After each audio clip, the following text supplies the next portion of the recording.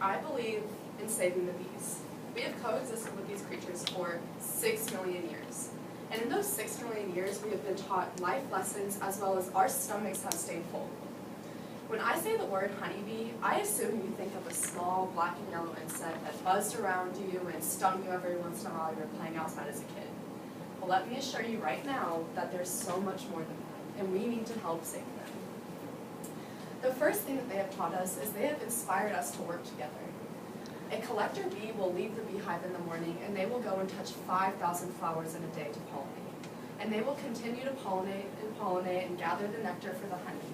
Well, they're small, so the sacks that they collect their nectar on are small too. So they do have to go to the beehive, like back and forth from the flowers of the beehive constantly throughout the day.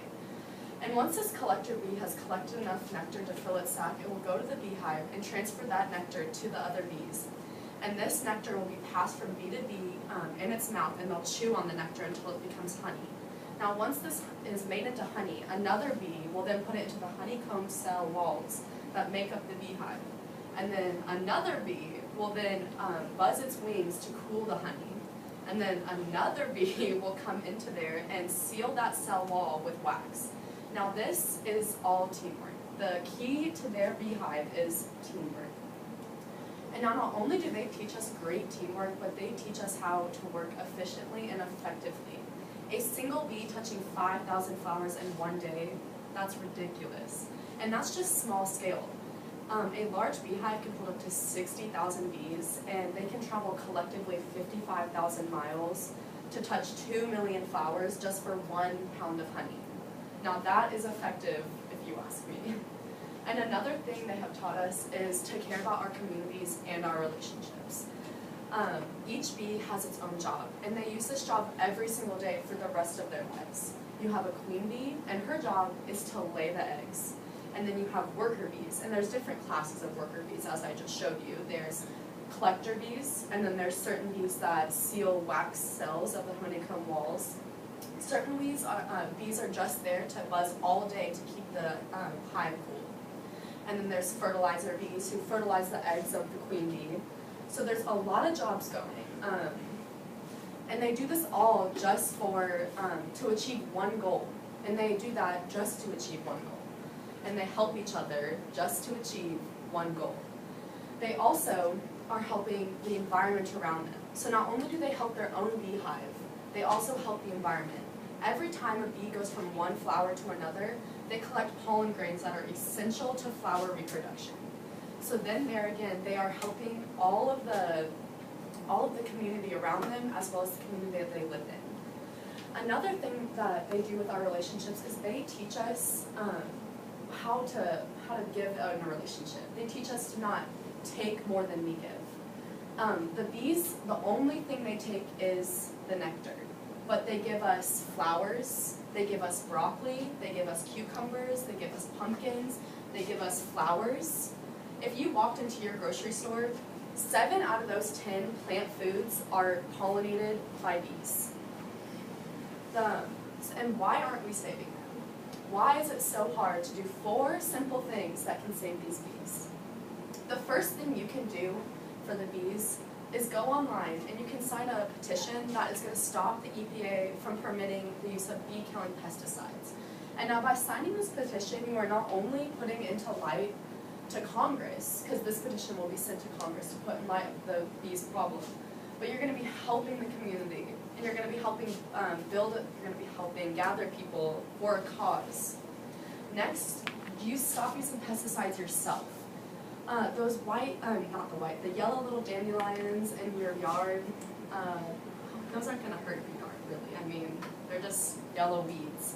And I think yellow is a great color, if you ask me. It's color of the bee.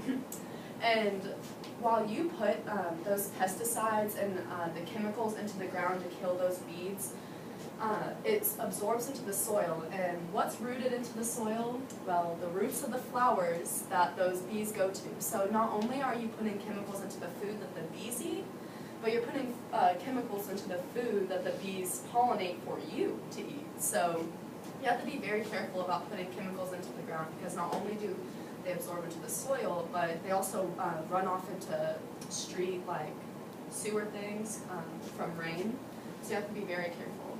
The next thing you can do is put a basin of water outside of your house, because these worker bees work very hard all day in the, Kansas heat gets hot, humid, and some bees can work to the point of stressing themselves to death. So making sure that they're hydrated and, just working great. So make sure they're hydrated, it keeps them living.